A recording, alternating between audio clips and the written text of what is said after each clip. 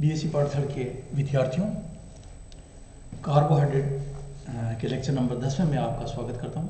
मैं doctor Pushkar Raj Meena, associate professor in chemistry, Shri Pratap Singh Barhat, government college Sapra गिरौरा।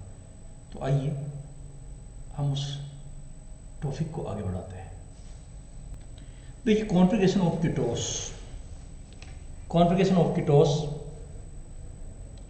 में एक असमित केंद्र कम होता है, इसलिए कीटोहेक्सोस में एल्डोस में एक असमित केंद्र कम होता है, इसलिए कीटोहेक्सोस में 2⁵ त्रिविम समावयव एल्डोहेक्सोस के आधे होते हैं। डाइहाइड्रोक्सी एसीटोन एक सरलतम कीटोट्राइओस है और डिकीटोपेंटोस एवं डिकीटोहेक्सोस के विन्यास को हम इस प्रकार से प्रदर्शित कर सकते हैं। देखिए, ये डाइहाइड्रोक्सी एसीटोन को हम लें और ये देखिए आगे बढ़ता है। इससे डाइहाइड्रोक्सी एसीटोन में एक CH OH आप इंटर कराएंगे, यानी एक असमित केंद्र उसमें एंट्री करवा देंगे। पहले कोई भी असमित केंद्र नहीं इसके अंदर, यहाँ आपको दिख रहा है। तो इसमें अगर आप CH2OH ऐड करेंगे तो एक असमित केंद्र यहाँ पे क्रिएट होगा। डी एरिथ्रोलोस है ये, और एल एरिथ्रोलोस दो प्रकार के इसके आइसोमर बनेंगे जो कीटोटेट्रोस है। अब इस कीटोटेट्रोस पर आप एक और लगाएंगे तो डी रिबुलोस और डी जाइलोस बनेगा, और फिर उनमें आप एक और ऐड कर देते हैं तो आपको डी साइक्रोस, डी फ्रुक्टोस, डी सोर्बोस और डी टेगोटोस इस प्रकार से आपको इसमें प्राप्त होंगे। देखिए, नेक्स्ट हमारा है इसमें एपीमरीकरण। तो एपीमरीकरण में आप देखिए, ऐसे विवरिम समावयव जो केवल एक असमित कार्बन पर विन्यास में भिन्नता प्रदर्शित करते हैं एपीमर कहलाते हैं, तथा एक दूसरे को रूपांतरित करने की प्रक्रिया को एपीमरीकरण कहते हैं। जो आपस में विवरिम समावयव होते हैं और एक असमित कार्बन वहाँ पर मौजूद होता है, उनको हम कहते हैं परस्पर एपीमर्स कहलाते हैं। और ये जो ये जो सिस्टम है, प्रोसेस है, इसको हम कहते हैं एपीमराइजेशन। जैसे डी ग्लूकोज व डी मेनोस C2 कार्बन पर विन्यास में भिन्नता प्रदर्शित करते हैं, इसलिए C2 एपीमर है। इसलिए इसी तरह डी ग्लूकोज और डी गैलेक्टोस C4 विन्यास पर भिन्नता प्रदर्शित करते हैं, अतः C4 एपीमर कहते हैं। ये देखिए आप दोनों, यहाँ पर आपका ये है, इसमें C2 कार्बन में देखिए OH इधर और OH इधर है, तो ये डी मेनोस है, डी ग्लूकोज है। बाकी पूरा विन्यास ऊपर से लेके यहाँ तक सेम है। ऐसे अगर आप यहाँ बात करते हैं इनमें, तो C4 कार्बन को आप ध्यान से देखिएगा, इस पर अपोजिट है ये, तो इसको हम डी ग्लूकोज कहते हैं, डी गैलेक्टोस कहते हैं। तो डी ग्लूकोज और डी गैलेक्टोस C4 एपीमर है, और डी ग्लूकोज और डी मेनोस C2 एपीमर है। तो इस तरह से एपीमर कहते हैं इनको। और देखिए, हम यहाँ लेते हैं कि epimerisation of D glucose into D mannose, यानी C2 एपीमर हम किस प्रकार से करेंगे, डी ग्लूकोज को डी मेनोस में एपीमर कर दें हम। डी ग्लूकोज डी मेनोस दोनों C2 एपीमर है। निम्न पदों में एपीमरीकरण या अंतर परिवर्तन किया जा सकता है। देखिए, पहला पद इसमें है कि डी ग्लूकोज को ब्रोमीन जल से ऑक्सीकृत करते हैं और पर ग्लूकोनिक अम्ल यहाँ पर बन जाता है। ये देखिए, ब्रोमीन जल से हमने करवा रखा है इसका ऑक्सीडेशन, और ये हमारा पर डी करने पर डी ग्लूकोनिक एसिड ये बन गया। देखिए, ये इस जगह ग्लूकोनिक एसिड आ गया, एल्डिहाइड से ग्लूकोनिक एसिड में कन्वर्ट होता है ब्रोमीन जल के साथ में। तो ये पहला हमारा, इसको एसिड में कन्वर्ट करना है एल्डिहाइड को। दूसरे पद में देखिए, डी ग्लूकोनिक अम्ल जो है पिरिडीन के साथ गर्म किया जाता है, तो अपने एपीमर डी मेलोनिक अम्ल के साथ साम्य मिश्रण देता है। देखो, पिरिडीन से आप करेंगे तो डी मेलोनिक अम्ल बन जाएगा, और ये डी ग्लूकोनिक अम्ल है, तो एपीमराइजेशन हो जाएगा इसका ऑटोमेटिक यहाँ पर, जब पिरिडीन के साथ इसको गर्म किया जाता है। किसको? डी ग्लूकोनिक एसिड को। तो डी मेलोनिक एसिड भी आपको मिलता है। अब इनको आप पृथक कर लेते हैं, दोनों को अलग अलग करके, और फिर वापस आप इसका क्या करेंगे, गर्म करेंगे, तो डी कार्बोक्सिलेशन हो जाएगा यहाँ से। ये डी कार्बोक्सिलेशन होगा, और नहीं, डिकार्बोनेशन नहीं होगा, डिहाइड्रेशन होगा। हाइड्रेशन कैसे होगा? देखिए कि OH तो यहाँ से निकलेगा और H निकलेगा ये वाला, OH यहाँ से और H यहाँ से, तो ये C बॉन्ड हो, और ये एक और मेनोलेक्टोन बनता है, डी मेलोनिक एसिड मेनोलेक्टोन बनता है, और इसका रिडक्शन करवाते हैं, वापस आपको क्या मिलता है, एल्डिहाइड ग्रुप में कन्वर्ट हो जाता है, डी मेनोस बन जाता है।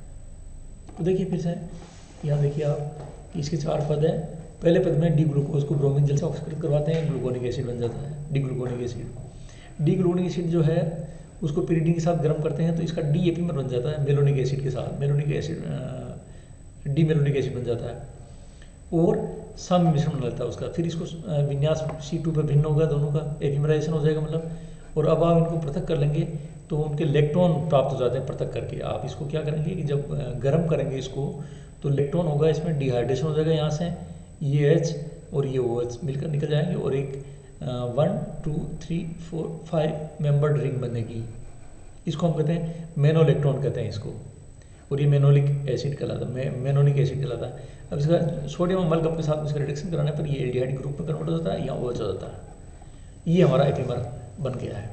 देखिए इसी प्रकार हम क्या है कि डी ग्लूकोज को डी मेनोस में भी और डी फ्रक्टोस में भी एपीमराइज कर सकते हैं। एल्डोस और कीटोस तनुक क्षारों के साथ क्रिया करते हैं तो अन्य एल्डोस और कीटोस के साथ मिश्रण देते हैं। ये लाब्री डी ब्रायन वॉन एकिस्टिन पुनर्विन्यास कहलाता है। लाब्री डी ब्रायन वैन एकिस्टिन रीअरेंजमेंट कहते हैं इसको। कैसे कहते हैं कि एल्डोस और कीटोस को जब तनु किसी भी क्षार के साथ कैल्शियम हाइड्रोक्साइड की वेरी डाइल्यूट सोडियम के साथ में आप इसकी क्रिया कराएंगे तो ये अन्य एल्डोस और कीटोस में समान मिश्रण देता है और ये रूपांतरण जो है इसी को हम कहते हैं लाब्री डी ब्रायन वॉन एकिस्टिन पुनर्विन्यास।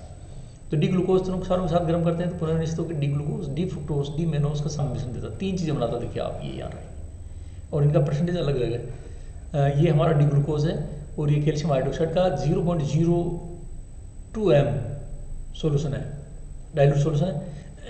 तो इसमें आपको देखिए 63 से 67% तो होता है इसमें डी ग्लूकोज और इसमें देखिएगा आप 0.8 से 2.4% होता है इसमें आपका ये एल्डिहाइड जैसे डी मेनोस है और ये फिर डी फ्रुक्टोस का बनता है 29 to 31%। और इसी प्रकार की परिस्थितियों में डी फ्रुक्टोस व डी मेनोस से भी समान मिश्रण प्राप्त किया जा सकता है। मैकेनिज्म देखिए इसकी छोटी सी कि पुनर्विन्यास के अंतर्गत 2 रूपांतरण होते हैं। पहला डी ग्लूकोज को इनोलेट आयन बनाते हैं और डी मेनोस का एपीमरण हो जाता है, एपीमरीकरण हो जाता है।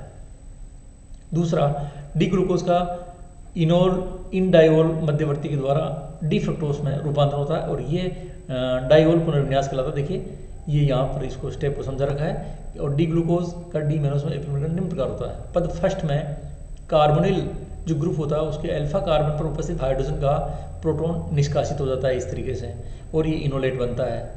ये इनोलेट क्या करता है कि इस प्रकार से एक आयन बनाता है, इन दोनों के बीच में रेजोनेंस होता है और ये एनायन स्थायी हो जाता है।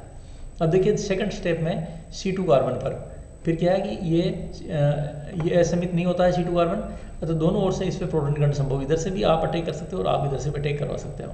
तो प्रोटॉन दोनों तरफ से जुड़ने से डी मेनोस बनता है ना, इस तरफ से करने पर ये OH यहाँ होगा और ये आपका इस कार्बन पे OH तो पहले ही है और H आप इधर से डालें चाहे इधर से डालें। अगर आप एक ये OH चाहते हैं तो ये डी मेनोस बन जाता है डी ग्लूकोज से।